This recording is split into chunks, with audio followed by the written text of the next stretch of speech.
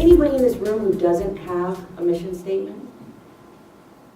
So does everybody know what it is? Is there anybody who doesn't know what their mission statement is? So everyone has a mission, right? Everyone knows what that mission is.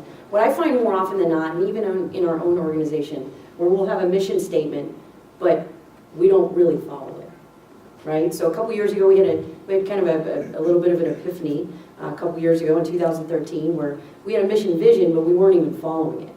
And so just internally within our organization, we had to decide, what is our mission, what are we doing, and why are we doing it? And again, I think it goes back to just being able to make those decisions based on that. If you don't have a mission, and more importantly, if what you're really doing isn't aligned with that mission, then I would question, like, what are you doing? Because you have to have that guidance. Again, think about the bus going down the road. If it has no idea where it's going, and you have no idea how it's going to get there, obviously that's a problem. So for us, it's part of our onboarding process. Every new employee that goes through our onboarding gets talked to about the mission and vision, along with a lot of the other things that are listed on there, along with our core values, which is just as important. And we live by those, and we fire by those. In 2013, when we started this process of kind of revitalizing our mission, vision, and core values, we got rid of half our staff, and that's pretty significant, right? We lost about 60% of our staff, but it was a good thing, because they weren't A players. They didn't live by our mission and vision. They didn't have the core values that we wanted to espouse. And so what's happened since then is we've gotten people that are aligned. They're A players. They attract other A players. Everyone knows what we're doing. Everyone's very clear on what that means. And then really my job is only just to hold them accountable. And it's really easy to do, as I'm sure as we get down the slides, once you kind of get through the process. And I'll share some of that later.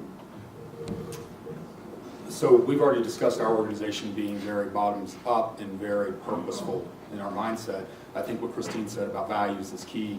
A lot of companies build values and they post them up at the front of their office and they want everybody to see them, but they don't always live by them day in and day out. Our company was actually driven to an extent by a vision, even though we didn't have a vision statement.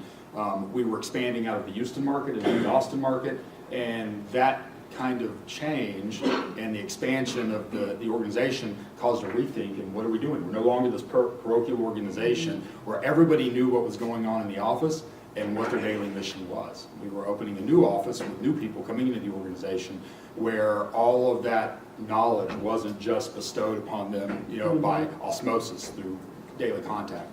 So we're moving away from this notion of where we've talked about our business around the fire to where we're putting petroglyphs on the walls to where we're documenting it. But it really comes down to communication and clarity of that purpose, right? So everybody knows what their roles are, from a technician to a lead technician to a project manager to a senior project manager.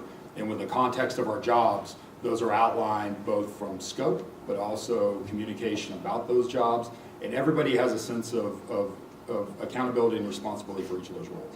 Now within that, the framework of being egalitarian in that we no longer just expect our technician to operate and act like a technician, and these are his boundaries, right? If you define it too finitely, then they're going to operate in that context. But give them the opportunity to take on those responsibilities of a lead tech. Give your lead tech opportunities to grow and develop within the context of a superintendent, of a project manager. And so you define and you communicate, but you plant that garden and that seed of growth that everybody's expected to grow. And if they're not going to grow within your organization, then you get them off the bus pretty quickly.